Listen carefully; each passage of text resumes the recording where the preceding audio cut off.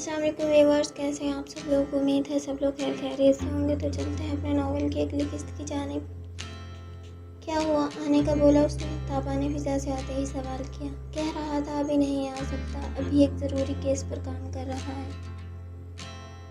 फिजा bed पर bag फेंक कर सोफे पर जा बैठी। क्या वो तुमसे शादी करना चाहता है? कहता तो है, मगर उसका गुरेज मुझे समझ नहीं आता। क्या तुमने उससे फिजिकल होने की कोशिश की? ताबा के सवाल पर फिजा का दिमाग घूम गया। हाँ की थी, मगर किसी काम नहीं आई। आप मेरी दादी हैं और दादी अपने पोते पोतियों को अच्छी अकल देती है, लेकिन आप। फिजा ने उन्हें कहा जाने वाली नज़रों से देखा। मैं लड़की दादी हूँ, तभी ज़िंदगी और ज़माने का तुम लोगों से ज़्यादा तजुर्बा है। जब मैं अपने प्लान में कामयाब हो गई, तुम उसकी बीवी बन गई, तो देखना सारी ज़िंदगी ऐश से गुजारेंगे। घर बैठकर खाएंगे, तुम हुक्म चलाओगे। पता नहीं कब होगा ये सब। फिजा को ताबा से भी ज़्यादा जल्दी थी।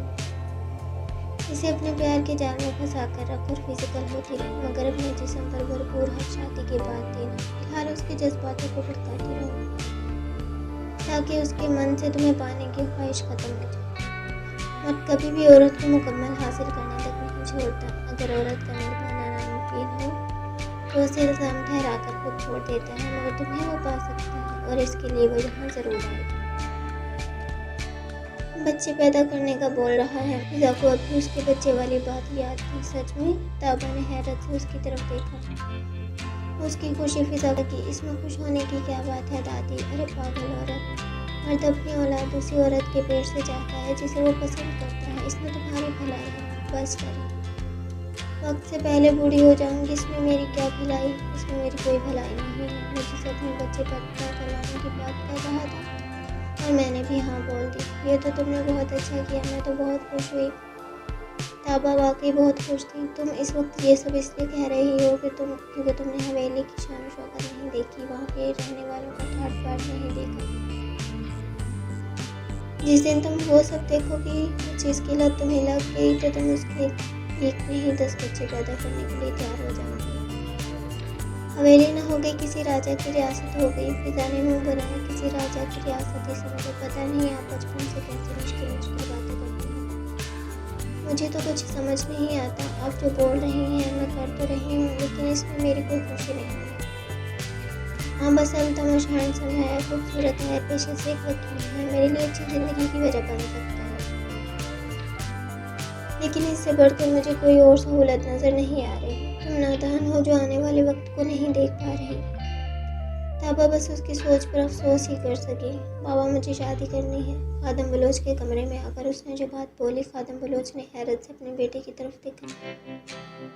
अब तुम्हें शादी का ख्याल कैसे आ गया? बस बाबा मुझे समझ आ गई है कि नाज़नीन के मुकद्दर में मेरे बच्चे पैदा करना नहीं है, इसलिए मैं दूसरी शादी करना चाहता हूँ। तो ये बात तुम मुझे कुछ दिन पहले नहीं बोल सकते थे। अब मैं इस केस में मसरूफ़ हूँ। इस केस का मुझ पर कितना प्रेशर है तुम अच्छे तरीके से जानते हो। अगर इस तरह मैं तुम्हारी शादी में लग गया तो हो सकता है दुश्मन जीत जाए। खादम बलोच को उसकी दूसरी शादी से कोई मसला नहीं था। मसला सिर्फ इस बात का था कि वो किन हालातों में आकर शादी का बोल रहा था। बाबा मैं कोई तामझाम करने का नहीं कह रहा। मैं बस ये कह रहा हूँ कि मेरी खालाजाद की बेटी शबाना को ब्याह कर लिया है। खाला ने पहले भी बोला था कि वो अपनी बेटी की शादी मुझसे करवाना चाहती है, लेकिन मेरी शादी नाज़नीन से हो गई, इसलिए वो पीछे हट गई। मगर अब मुझे दूसरी शादी करनी है, तो मैं चाहता हूँ आप उनसे बात करके मेरा निकाह कर दें। आज ही अगर निकाह हो गया तो आज ही मैं अपना काम भी कर दूँगा। अपने वारिस को लाने के लिए मैं खुद बहुत फिक्रमंद हूँ। ये ठीक है, अच्छा हुआ तुमने सुबह सुबह बता दिया हाजरा। तुम अपनी बहन को बुला लाओ, हम इस बारे में बात करते हैं। ठीक है, मैं अपनी बहन को बुला लेती हूँ। हाजरा ने मशकूक नज़रों से अपने बेटे की तरफ देखा। कुछ ही देर में शाकरापुरम पूरे घराने के साथ बलोच हवेली में मौजूद थी। खादम बलोच ने मुबशिर की शादी का जिक्र छेड़ा। शाकरा तो जैसे अपनी बेटी शबाना को मुबशिर से ब्याहने के लिए तैयार ही बैठी थी। निकाह के लिए फ़ौरन तैयार हो गई। अरे भाई साहब, मैं तो पहले भी अपनी बेटी आपको देने के लिए तैयार थी। आपने ही घर की बेटी को छोड़कर इस नाज़नीन को ब्याह। माना कि नाज़नीन रंगो रूप में मेरी बेटी से बहुत आला है, लेकिन मेरी बेटी भी कुछ कम नहीं है। हाँ, हमें अपनी गलती का एहसास हो गया। शायद सब कुछ ऐसे ही होना तय था। अब आप अपनी बेटी का निकाह मेरे बेटे से कर दे, मैं मौलवी को बुला लेता हूँ। हमें जहेज वगैरह कुछ नहीं चाहिए, आप बस अपनी बेटी हमारे बेटे से प्यार दें, यही काफ़ी होगा। अरे मेरी नहीं, अब तो ये आपकी बेटी है, शाकरा लगावट से बोली। किचन में खड़े नाज़रीन अपनी किस्मत पर हंसते। बहुत ऐसा सिला मिल रहा है मेरी वफादारियों का, या खुदा, उम्मीद करती हूँ मेरा ये सब्र आएगा नहीं जाएगा। मुबशिर ने अपना किया सच कर दिखाया। उसने बोला था कल उसके सर पर सोतन आ जाएगी और आज वाकई उसके सर पर सोतन आ गई। नाज़ली का सारा सामान उसके कमरे से निकाल कर आउट हाउस में शिफ्ट कर दिया गया था। अब उसकी जगह मुबशिर के कमरे के बजाय आउट हाउस में थी। मुबशिर के कमरे पर अब शबाना का राज था। पूरा कमरा फूलों से सजाया गया था जैसे मुबशिर की ये पहली शादी हो। जल्दी जल्दी में भी सारे इंतजाम पूरे किए गए थे। शबाना को फूल की जोड़े में खूबसूरत मेकअप से आरास्ता करके मुबशिर के कमरे में लाकर बिठा दिया गया और मुबशिर तो आज एक नई लड़की से बाहरी मुलाकात का सोच कर ही बेहद खुश था। रोज़ाना नाज़ली के वजूद से खेल कर शायद वो थक गया था, इसीलिए आज बहुत पुरजोश नजर आ रहा था। आज मज़ा आएगा। कमरे में दाखिल होते ही मुबशिर ने दरवाज़ा बंद कर लिया। मेरी जान मेरी जान मेरी जान। शबाना को बेड से ही अपनी गोद में उठाकर उसने गोल गोल घुमा दिया। इन दोनों के खिलखिलाने की आवाज़ कमरे से बाहर तक आ रही थी। अरे आहिस्ता हंसो मुबशिर, अगर किसी ने सुन लिया तो हम दोनों को शक करेगा। अरे आज की रात हमारे कमरे के आसपास भी कोई नहीं आएगा। आज तो हमारी ज़िंदगी की सबसे खूबसूरत रात है। अगर आज भी हम खुलकर ना हंसे, खुलकर अपनी ज़िंदगी को ना जिया तो सारी ज़िंदगी तरसते ही रह जाएंगे। अब मैं अपने दिल में कोई हसरत नहीं पाना चाहता। हमारी बातें तो सारी ठीक हैं, बड़ी मिन्नतों मुरादों के बाद ये रात आई है रोना। तुम्हारी और मेरी मोहब्बत की दास्तान शायद अधूरी रह जाती। हाँ नाज़लीन, से शादी करने से पहले मैं तुमसे मोहब्बत करता था, लेकिन ख़ानदान वालों ने जब मेरी शादी उससे करवा दी तो तुमसे हर राब्ता तोड़ना पड़ा। मगर जब पापा ने बोला कि वो मेरी दूसरी शादी करवा सकते हैं तब मैंने दोबारा तुमसे राब्ते बढ़ाए और तुम भी मेरी मोहब्बत में गिरफ्तार थी। इसलिए मैंने लोहा करम देख कर हथौड़ा मार दिया और आज देखो हम दोनों एक हो गए। क्या तुम्हें उस नाज़रीन से एक पल के लिए भी मोहब्बत नहीं हुई? हालांकि वो मुझसे ज़्यादा खूबसूरत है। शबाना उसके करीब आई। बिल्कुल भी नहीं, वो एक पागल डरपोक बेवकूफ़ लड़की है तो किसी काम की नहीं, किसी फैज़ की नहीं। सिर्फ खरीदारी के अलावा उसे शौहर खुश करना आता ही नहीं। शबाना को नाज़ली की 2 रुपए वाली अहमियत सुनकर बहुत खुशी हुई। उसकी बातें छोड़ो, आज अपनी बात करो। उसने शबाना के कमर में हाथ डालकर उसे खुद से लगाया। अपनी बात तो ये है कि आज हमारी मर्जी चलेगी तो वजूद एक जान होंगे। मैं वो पहली औरत कहलाऊंगी जो तुम्हारे बच्चों को जन्म देकर सवेली की नाक बनाएगी। हमारी मोहब्बत अमर हो जाएगी। शबाना पुरजोश थी। तो मेरी जान, ये अमल ऐसे तो पूरा नहीं होगा, कुछ लेना और देना पड़ेगा। मुबशिर की माँ ने के इस जुमले पर वो कहा लगाकर हंसी। फिक्र मत करो जाने, मैं तुम्हारी बोरिंग बीवी की तरह नहीं हूँ, ले भी लूँगी और दे भी दूँगी। आज रात भरपूर अंदाज में गुजारी जाएगी। ज़िंदगी का मज़ा आज दोबारा होगा।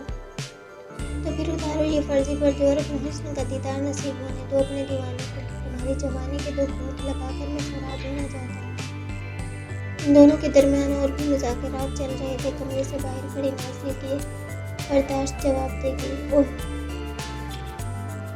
तो असल मामला ये है, हाजरा ने उसे दूध का गिलास देकर भेजा था, मगर उसे यहाँ पर पता चल रहा था उसके माथे पर सिर्फ सोतन का लेबिल नहीं बल्कि बेवफाई का दाग भी चिपका हो चुका था।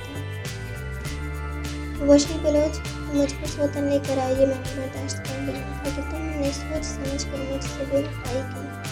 40 चली। मेरी मोहब्बत और ताबेदारी में भला कहाँ कमी रह गई थी? आंसू भल भल उसकी आंखों से बह रहे थे। तुम्हें इसका हिसाब ज़रूर देना होगा। एक पल के लिए मैं अपनी जिल्लत और रसवाई तो भूल सकती हूँ, मगर धोखाधड़ी, फ्रेब, बेवफाई हरगिज़ नहीं। तुम मेरे शौहर हो। आज के बाद मुझे ये बात भूल जाएगी। याद रहेगा तो सिर्फ इतना, आज के बाद तुमसे फ्रेब का ताल्लुक है। वो आंसू साफ करती वहाँ से चली गई। इन दोनों की रात रंगीन थी। मैं क्यों? तुम मेरा लिबास उतारो। शबाना के नखरे अरूज पर थे। मुबशिर को कोई मसला तो नहीं हुआ? 2 मिनट में शबाना को अपने सामने बरहना हालत में खड़ा करके अब वो ललचाई नजरों से उसकी तरफ देख रहा था। वो भी खूबसूरत थी, मगर नाज़ली की बात कुछ अलग थी। चलो अब तुम भी मेरे सामने पूरी तरह आ जाओ। शबाना ने उसकी शर्ट निकाल कर पैंट की जिप खोली तो दोनों ने कुदरती पर्दे में एक दूसरे की आंखों के सामने आया हो गए। शबाना, मुझसे सब्र नहीं हो रहा। वो दोनों एक दूसरे से आलिप थे, एक दूसरे के होठों पर अपनी शिद्दतें लुटाते हुए वो दोनों एक दूसरे के वजूद में जम हो जाने की कोशिश कर रहे थे। वो उसके सीने को दांतों की मदद से काटने लगा। दर्द दोनों तरफ बराबर लगी हुई थी। मेरा बच्चा पैदा करना शबाना, मैं अपना बच्चा तुमसे चाहता हूँ। अपनी बात कहकर वो अपनी पोजीशन से हट गया। शबाना ने उसे रोका। एक मिनट, अगला कदम उठाने से पहले जी जान लो, मैं तुम्हारा बच्चा जरूर पैदा करूँगी, मगर अपने बच्चे पर सौतेली माँ और अपने सर पर सोता नहीं देख सकती। इसकी शर्त पर वो एक लम्हा रुक गया। फैसला तुम्हारा है मुबशिर, मोहब्बत और वारिस और सुकून भरी जिंदगी, या फिर वो 5 और बेऔलादी और बेसुकून जिंदगी। कुछ सोचकर वो एक ही झटके में उसकी रूह की गहराइयों तक उतर गया। शबाना की चीख पूरे कमरे में गूंजी। मुबशिर ने उसके होंठों को अपने होंठों में दबोचा। आहिस्ता चीखो, ये कोई वीराना नहीं, हवेली है, यहाँ पर हर कोई इस वक्त जाग रहा होगा। इस तरह चीख कर सबको नहीं जगाना, मुझे दर्द हो रहा है। कोई बात नहीं, शुरू में दर्द होता है, फिर बाद में मजा आता है। तुम्हारे साथ भी ऐसा ही होगा। मैं धीरे धीरे कर रहा हूँ, तुम्हारा पहली बार है इसलिए इतनी तकलीफ हो रही है। अपने कहे मुताबिक कुछ वक्त के लिए आहिस्ता करता रहा और फिर अपना अमल तेज कर दिया। तो शबाना की आँखें पूरे कमरे में गूंजने लगी। जोशो खरोश में अपना अमल तेज करते हुए वो शबाना के चेहरे की तकलीफ देखकर लुत्फानंदोज हो रहा था। आखिरकार हमारी मोहब्बत की मंजिल मिलने वाली है। मेरा बच्चा पैदा करके तुमने साबित कर दो कि तुम हर तरह से नाज़ बेहतर। जब मेरा बच्चा तुम्हारे पेट में आएगा तो मैं ये साबित कर दूँगा कि वो वाकई बात है। इसके बाद मैं उसे तलाक भी दे दूँगी, वो कुछ नहीं बोलेगा। मगर उसके लिए पहले तुम्हें मेरे बच्चे की माँ बनना होगा। उसके बाद मैं आऊँगी, उसका वजूद भी हमारे दरमियान नहीं होगा।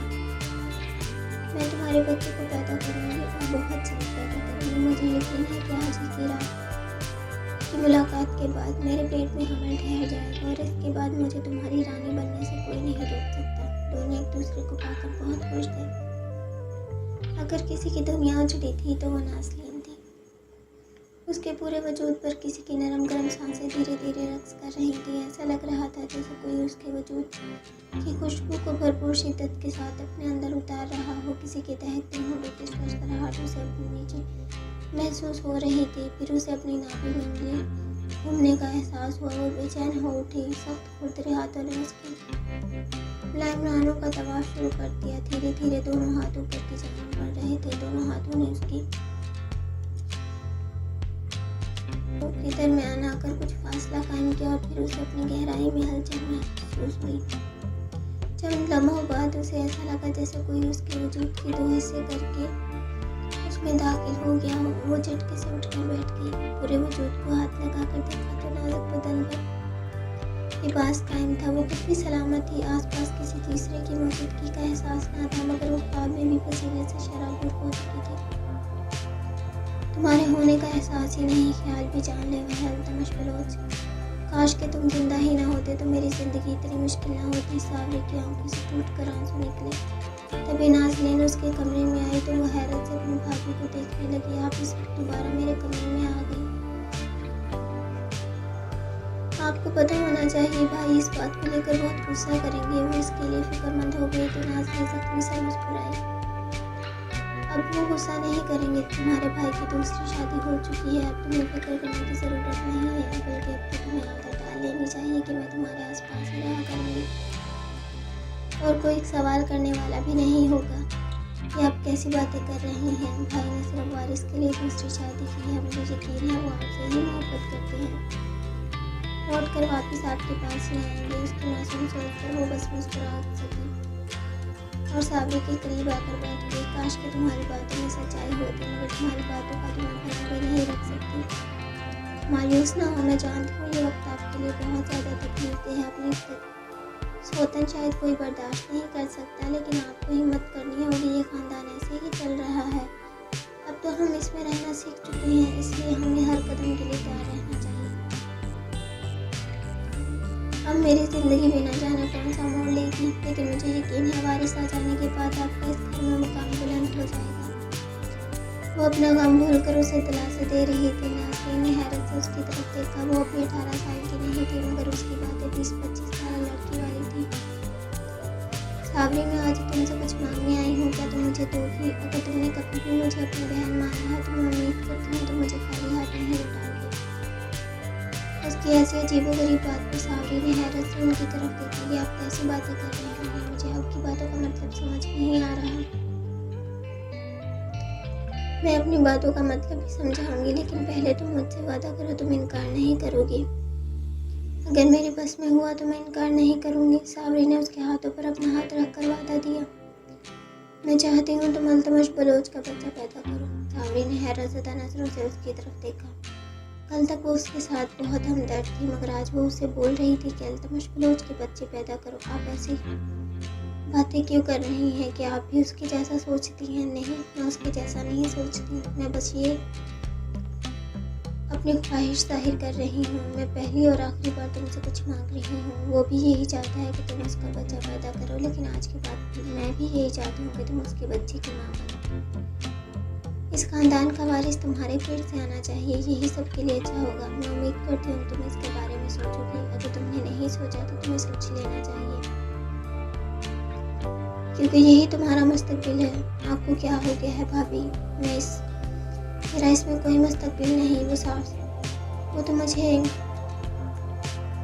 इल्लत का निशान बनाने के लिए मुझे से बच्चा चाहता है। वो बलोच खानदान से बदला लेना चाहता है अपनी मेहरबानी का, लेकिन इतना याद रखो, मुझे यकीन है वो तुमसे कभी बदला नहीं लेगा, क्योंकि इसके कुछ असूल हैं और इन असूलों को वो हमेशा फॉलो करता है। तुमने इसका कुछ नहीं बिगाड़ा तो तुम उसे भी कभी नहीं लेगा।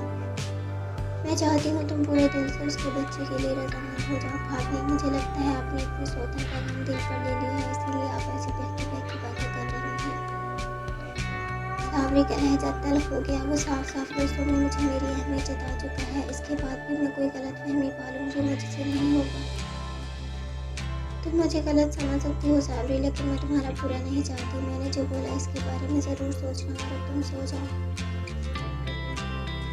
ख्वाब उसके देखना छोड़ दो। वो ख्वाबों में आकर तुम्हारे साथ कुछ नहीं कर सकता। वो जो भी करेगा तुम्हारे साथ पूरे होश और आवाज़ में करेगा।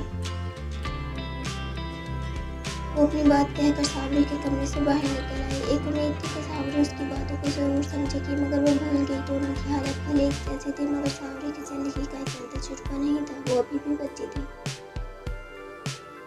एक कमरे में दोनों फूस एक दूसरे के सामने खड़े थे, जिनके सीने में एक ही जज्बा था, बलोच खानदान की बर्बादी। और अब वो वक्त है, हम अपनी मंजिल के बहुत करीब हैं। अगर ज़रा सी भी गलती हुई तो हमारे बरसों की मेहनत बर्बाद हो जाएगी। मैं तुम्हें कह रहा हूँ, अपनी 4 आंखें खोल कर रखना। हवेली में छोटी सी भी नकलो हरकत हो, इसके बारे में मुझे बताना, ताकि हम पता लगा सके कोई हमसे हमारी जायदाद लेने की कोशिश तो नहीं कर रहा। आज तक हमारे हाथों से कोई गलती नहीं हुई, आज भी नहीं होगी। तुम बेफिक्र हो। जब तक मैं सारी जायदाद का मालिक नहीं बन जाता तब तक मैं बेफिक्र नहीं रह सकती। तुम्हें यकीन है सारी जायदाद हमारे नाम होगी? क्योंकि वसीयत में तो ऐसा कुछ नहीं है। वसीयत को अपने अंदाज में मोड़ना मैं खूब जानता हूँ। इस वसीयत के मुताबिक ही मैं अपनी पूरी जायदाद का वारिस कहलाऊंगा। उसके बाद मेरा घराना इस शान और शौकत का हकदार होगा जो उन्हें बहुत पहले मिल जानी चाहिए। खालिद आपका भाई वारिस के लिए इस कदर कोशिश कर रहा है। अगर वाकई उनके यहाँ कोई पोता पोती हो गई तो सारी जायदाद के वो हकदार कहलाएंगे और हम उनके गुलाम बनकर रह जाएंगे। आयशा ने मुंह बनाकर अपनी परेशानी जाहिर की। फिक्र मत करो, ऐसा नहीं होगा, हो जाएगा। अभी उनके हाथ में सिर्फ भाग दौड़ है, तभी उनके मिजाज नहीं मिलते। जब कानूनी तौर पर मालिक हो जाएंगे तब तो हमें कीड़े मकोड़े भी नहीं समझेंगे। मुझे अपने दोनों बेटों के मुस्तकबिल की फिक्र होती है। मुझे तो ऐसा लगता है आपका पापा आपसे प्यार ही नहीं करता था, वरना यूं जायदाद किसी एक के नाम तो न कर जाता। ज़्यादा मत सोचो आयशा, वक्त आने पर मैं बाजी पलट दूंगा। आयशा ने हैरत से अपने शौहर की तरफ देखा। ऐसा क्या करेंगे आप? ये बलोच हवेली है जहाँ इतने राज दफन है कि इन्हें सुलझाते सुलझाते लोगों की अपनी जिंदगियाँ उलझ जाती हैं। हम इस वक्त खामोश तमाशाई बने रहें, यही हमारे लिए अच्छा है, क्योंकि हम खामोश रहकर भी अपना काम भरपूर अंदाज में कर रहे हैं। उसने मानेखेज़ अंदाज नजरों से अपनी बीवी की तरफ देखा। ये भी कोई कहने की बात है? जब तक मैं हूँ जेठ जी का ये ख्वाब तो कभी पूरा नहीं होगा, तो बस फिक्र करने की ज़रूरत नहीं। और वक्त आने पर मैं ऐसी मार दूंगा कि भाई को सोचने समझने का मौका भी नहीं मिलेगा और इनकी हस्ती खाक हो जाएगी। उनके गुनाहों को मुझसे बेहतर कोई नहीं जानता। खालिद की आंखों में कई मंजर दिलकश गर्दिश कर गए जो बहुत तकलीफ थे। 22 साल का शान इस वक्त अपने रूम में मौजूद खूबसूरत बीवी के हसीन सरापे को देख रहा था, जो इस वक्त एक बारीक सी नाइटी में मलबूस कहर बरसा रही थी। वो एक 19 साल लड़की थी। दोनों का हफ्ते पहले सादगी के साथ निकाह करवाया गया था और आज रुखसती हो गई। अब दोनों के दिल एक दूसरे की गुर्बत के लिए मच रहे थे। शान अपनी शेरवानी की बटन खोलता हुआ उसके करीब आया। ब्लैक कलर का ये जालीदार लिबास हसीन वजूद के नशेब फराज छुपाने में नाकामयाब था। गहरा गला जिसमें सीने के उभार बाहर आने को मचल रहे थे और आधे से ज़्यादा बाहर आ चुके थे, क्योंकि दरमियान में बस एक डोरी का सहारा था। अगर ये खोल दी जाती तो मुकम्मल हुस्न की ये प्याले छलक कर बाहर आ जाता। इसे थोड़ा नीचे तक आता ये जालीदार पल्लू जो चिकनी खूबसूरत कि किसी भी हिस्से को छुपाने में नाकामयाब था, बल्कि वो तो गहराइयों का भी हिसाब लगाने में भरपूर कारआमद साबित हो रहा था। इस पर्दे की भी क्या ज़रूरत थी। उसने हाथ बढ़ाकर अरीबा के दरमियान बंधी डोरी को खोलना चाहा। वो 2 कदम पीछे हट गई। पहले मुझे मुंह दिखाई दो। कांधे थकाते पैरों को झटका देकर उसने अपना रुख मोड़ लिया और बस यही शान का सब्र जवाब दे गया। भारी पुश्त के उभार जो वाकई जाहिर हो रहे थे वाज़ेह तौर पर। उसने दोनों उभारों पर अपना हाथ रखा। क्या चाहिए? जान चाहिए तो बोलो, हाजिर कर दो। दोनों हाथ उसकी पुश्त को सहला रहे थे और होंठों से वो उसकी गर्दन को छू रहा था। जान नहीं, सोने के वो कंगन चाहिए जो मुझे पसंद आए थे। तुमने अगर वो खरीद रखे हैं तो अच्छी बात है, वरना आज रोज़ा रख लो। उसे खुद से परे धकेल कर बेड पर जा बैठी। अगर कंगन दो तो मुझे क्या मिलेगा? वो एक घुटना बेड पर रखकर उसके होंठों पर झुका। अरीबा ने अपने दिलकश सरापे की तरफ इशारा किया। फिर सब कुछ तुम्हारा। वो मानिखेज अंदाज में मुस्कुराया। बेहतर है। एक झटके में उठकर वो सोने के कंगन अलमारी से निकाल कर ले आया। सुर्ख रंग की खूबसूरत मखमली डबिया में भारी सोने के खूबसूरत कंगन रखे थे, जिन्हें देखते ही अरीबा की आंखें चमक उठी। ओह खुदा, ये तो मेरे लिए खरीद कर लाए। असली है ना या फिर इनकी नकल बनवा ली है? नहीं मेरी जान, ये बिल्कुल असली है, मेरी तरह हूँ।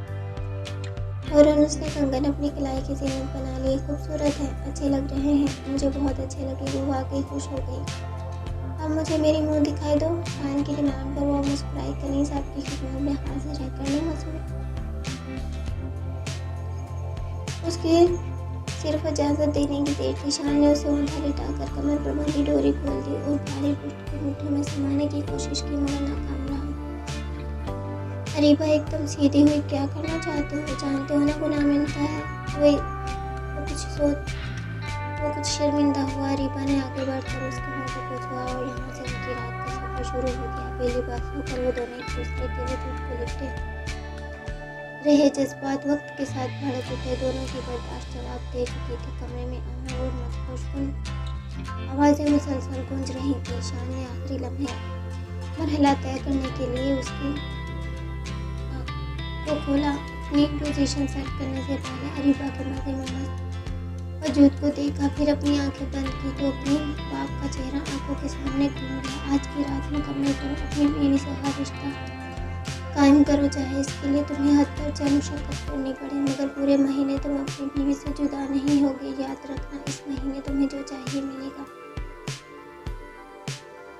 मगर महीने के आखिर में मुझे जवाब मस्बत चाहिए, इनकार की गुंजाइश नहीं। अपने नस्ल उसके वजूद में मुंतकिल करो। एक दिन में भी ये काम हो सकता है, मगर तुम मुझे दोबारा फ़ोन ही तब करना जब खुशखबरी आ जाए। जैसा आप चाहेंगे वैसा ही होगा। गुलशान ने ताबेदारी के साथ जवाब दिया। इन लम्हात को याद करके उसके वजूद में एक अजीब सी एनर्जी आ गई और वो एक झटके में उसके नाजुक वजूद को चीरता हुआ रूह की गहराइयों में उतर गया। ऐसा होने के लिए वो हरगिज़ तैयार नहीं थी। एक बुलंदोबान चीख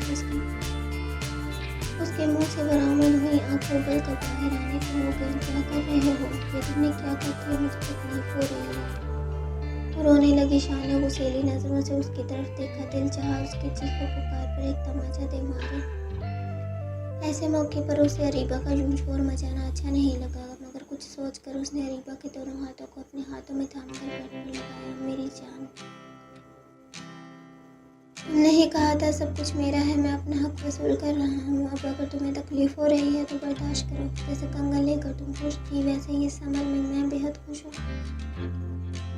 दिल तो चाहता है सारी रात तुम में समाया रहूँ। वो उसके कान में सरगोशियाँ करके अब अरीबा के होंठों को चूमने लगा। साथ ही धीरे धीरे अपना अमल भी शुरू कर दिया। अरीबा को बेहद तकलीफ हो रही थी मगर शाम तो वो इस वक्त बहरा हो गया था।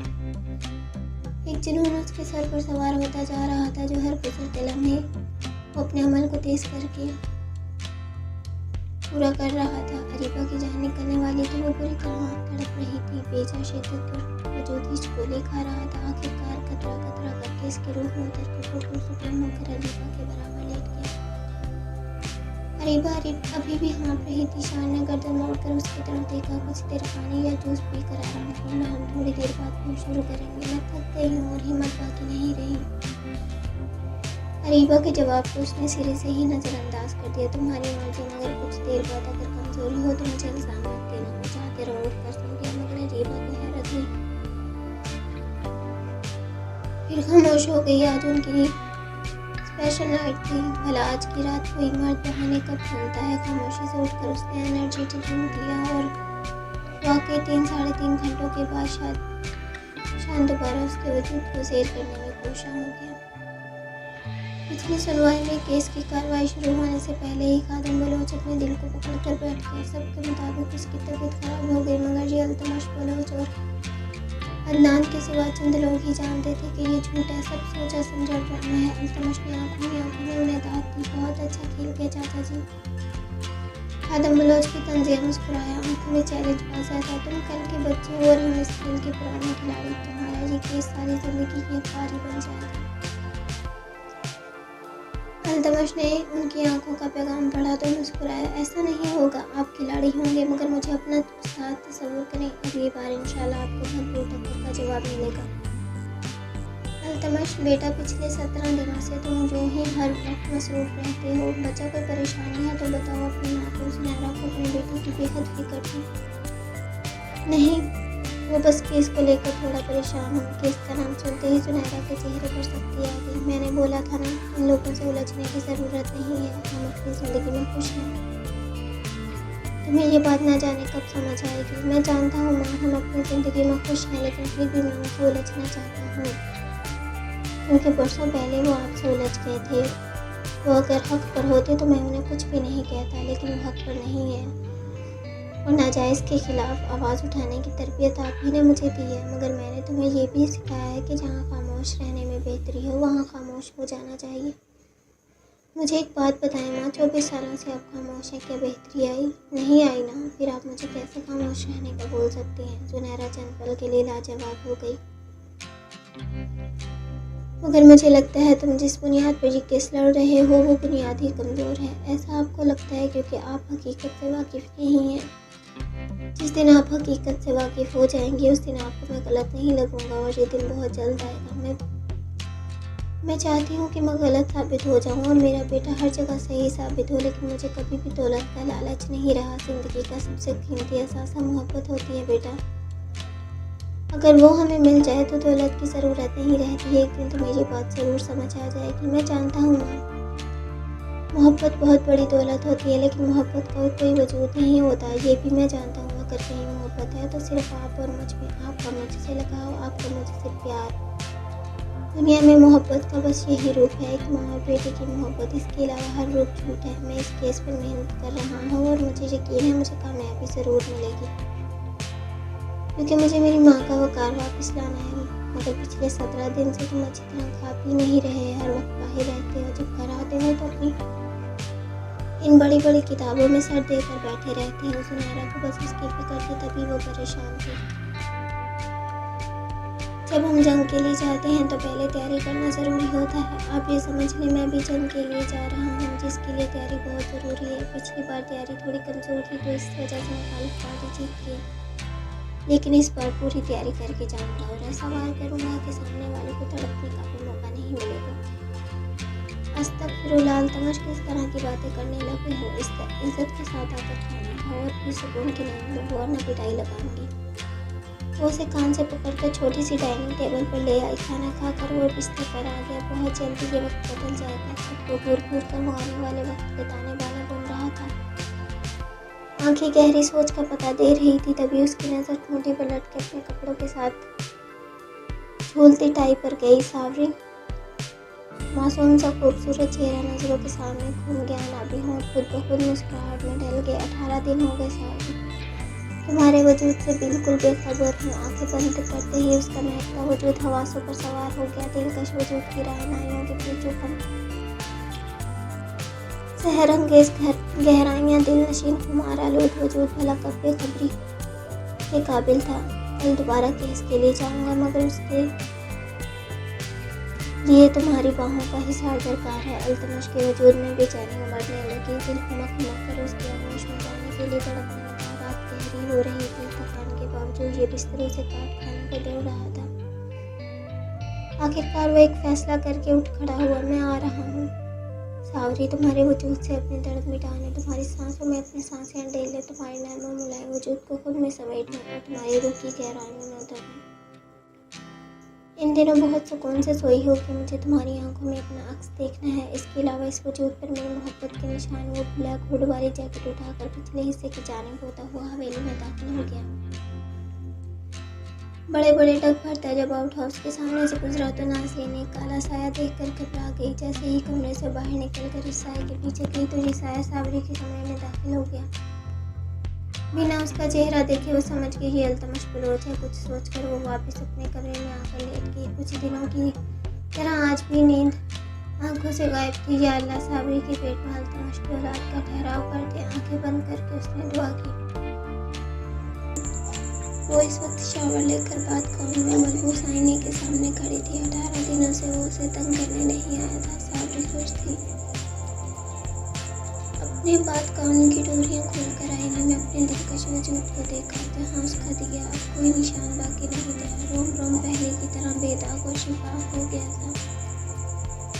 जिस तरह मेरे वजूद पर तुम्हारा कोई निशान बाकी नहीं रहा, मैं अपनी रूह से भी तुम्हारे सारे निशानात मिटा दूंगी।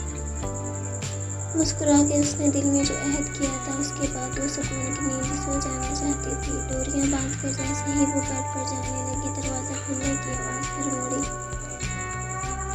लेकिन अपने सामने अल्तमश बलोच को देखकर आंखें हैरत से बाहर आ गईं। आप खूबसूरत होंठ हिले और अल्तमश के दिल की दुनिया उथल पुथल कर गए। चले जाएं यहाँ से, कोई आ गया तो हम दोनों हो जाएंगे। कुछ दिनों में उसने अपने अंदर जो हिम्मत जमा की थी उसे ही काम में लाकर वो गोया हुई। अल्तमश ने भवें उचकाकर उसकी हिम्मत को दाद दी और दरवाज़ा लॉक करके उसके सर पर आ खड़ा हुआ। अपने इतने करीब उसे पाकर सावरी की सारी हिम्मत रफू चक्कर हो गई। आगे बढ़कर नाजुक वजूद को अपने अंदर भींच लिया, लेकिन कुछ देर वो उसके मौजूदगी को महसूस करता रहा। बालों से शैम्पू की तेज़ खुशबू आ रही थी, मगर नाजुक वजूद से भीनी भीनी बॉडी लोशन की खुशबू अल्तमश की रूह को भी मुअत्तर कर गई। मेरी याद आई, नरम आवाज़ में कहता वो सावरी का हौसला बढ़ा गया। नहीं, शुक्र कर रही थी आप नहीं आए। वो मुस्कुराया। मतलब याद किया था। मेरे गुर्बत के लम्हात ने बेहद बेचैन कर रखा होगा। वो अब उसकी बड़ी बड़ी आंखों में झांक रहा था। सावरी ने एकदम नजरें चुराई। ये सच था, ना चाहकर भी उसे अल्तमश बेहद याद आया था। आप खुदा के लिए चले जाएं, मुझे अकेला छोड़ दो। इसकी बातों का असर लिए बगैर सावरी का रुख आईने की जानिब मोड़ा और उसके सर पर थोड़ी रखकर मजबूत बाजुओं का हिसार उसके गिर्द बांधा। आज बड़े दिनों बाद हम एक होंगे। क्या इन दिनों तुम मेरा अपने वजूद पर हक बढ़ाने का मकसद भूल तो नहीं गई? इसकी बात पर सावरी का हलक तक खुश्क हो गया। कोई बात नहीं, मैं दोबारा याद करवा दूंगा। मुझे सब याद है और मैं कुछ नहीं भूली, मगर आप शहादत की उंगली उसके नाजुक होंठों पर रखकर सख्त लहजे में मजीद बोलने से बाज रखा। मैं देख रहा हूँ तुम बहुत खुदसर हो गई हो, मगर मैंने क्या कर दिया? वो हैरान हुई। अल्तमश ने उसके गाउन की डोरियां खोलकर एक ही लम्हे में उसे अपने सामने कुदरती लिबास में ला खड़ा किया। वो यकदम खुद में सिमट कर रह गई। आंखें ज़मीन पर ऐसी लगी कि उठने से इनकार कर दिया। अल्तमश ने थोड़ी पकड़ उसके चेहरे को ऊपर उठाया और फिर अनापी होठों का नाजुक गुलाबी होठों से मिलाप जारी हो गया। इतने दिनों की तड़प जो वो कतरा कतरा करके उसमें उंडेलने लगा, उसकी सांसों को मुअत्तर करके गुलाबी लबों की नरमाई अपने अंदर जज्ब करने लगा तो सावरी का वजूद बेजान सा हो गया। अल्तमश ने उसे कमर से पकड़कर खड़ा किया। जब वो पूरी तरह बेहाल हो गई, सांसें उखड़ी, धड़कनें तेज तरीन हो गई, आंखों से बिना रुके आंसू जारी हो गए तो हल्का सा धक्का देकर उसने सावरी को बेड पर गिरा दिया। अपने वजूद से हर पर्दा उतार कर वो उसकी आंखों के सामने खड़ा था। सावरी की बड़ी बड़ी आंखों में बेतरतीब आंसू बहने लगी। वो अपना वजन उसके वजूद पर डालता हुआ सुराहीदार गर्दन पर झुका।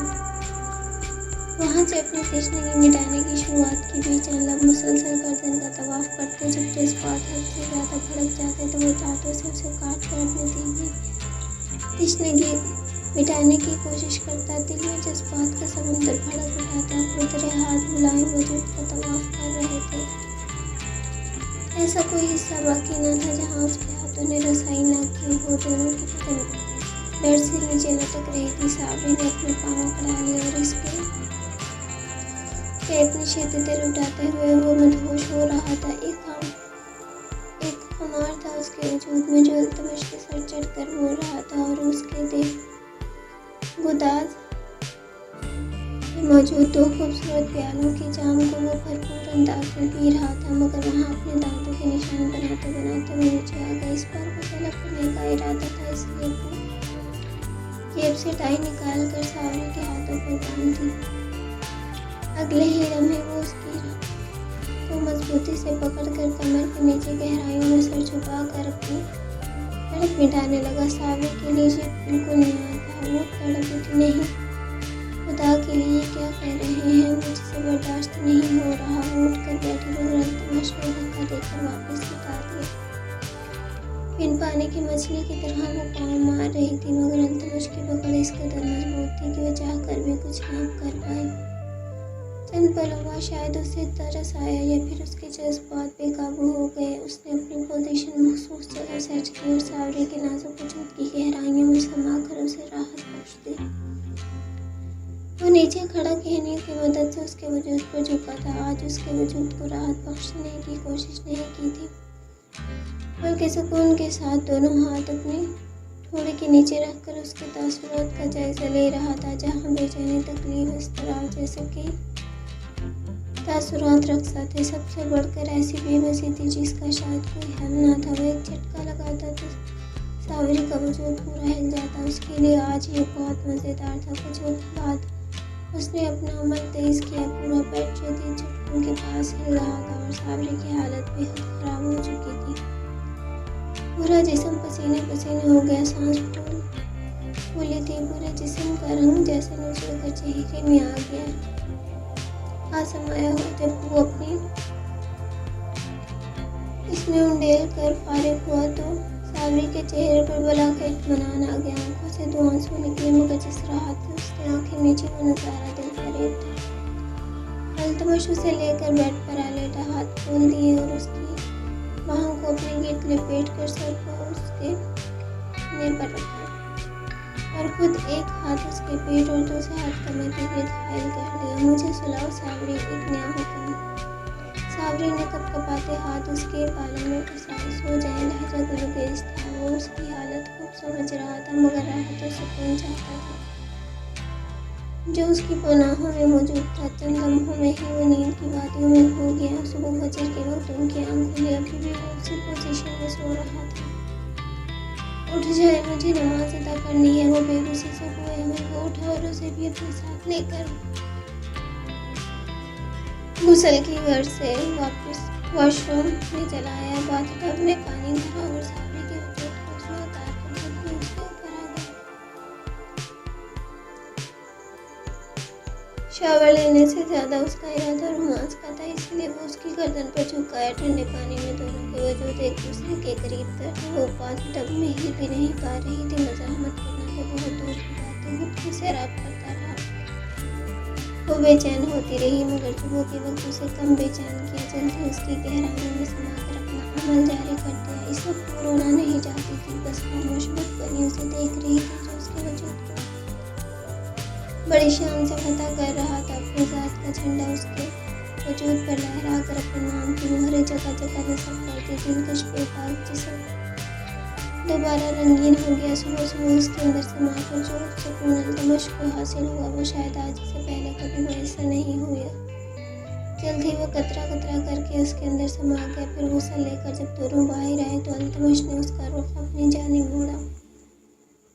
मैं जा रहा हूँ, मगर जाने से पहले मैं चाहता हूँ कि तुम मेरे लिए दुआ करो ताकि मैं कामयाब लौटूँ। तुम्हारा मकसद मेरा बच्चा इस दुनिया में लाना है तो तुम मेरा बच्चा अपने पेट से पैदा हो जाने की दुआ मांगो। मैं ऐसी दुआएं कभी नहीं मांगूंगी। भरी आंखें, गुलगेज लहजा, वो इस वक्त दर्द की इंतहा पर थी। क्यों?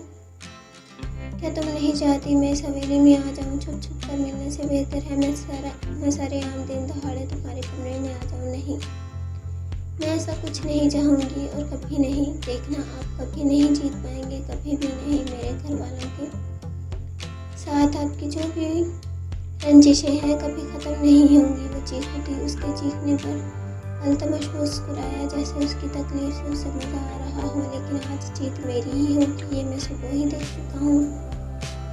वो मुस्कुराते हुए उसका दिल जला गया। बलोच खानदान की लाडली के वजूद को सारी रात और सुबह सुबह पता करके मैंने अपनी जीत का परचम लहरा दिया है। जब तुम्हारे वजूद पर अपनी हुकूमत बना सकता हूँ तो तुम्हारे ख़ानदान की तो बात ही कोई ख़ास नहीं। मेरे वजूद पर आपने हुकूमत की क्योंकि मैं कमज़ोर हूँ, मगर मेरा ख़ानदान कमज़ोर नहीं है।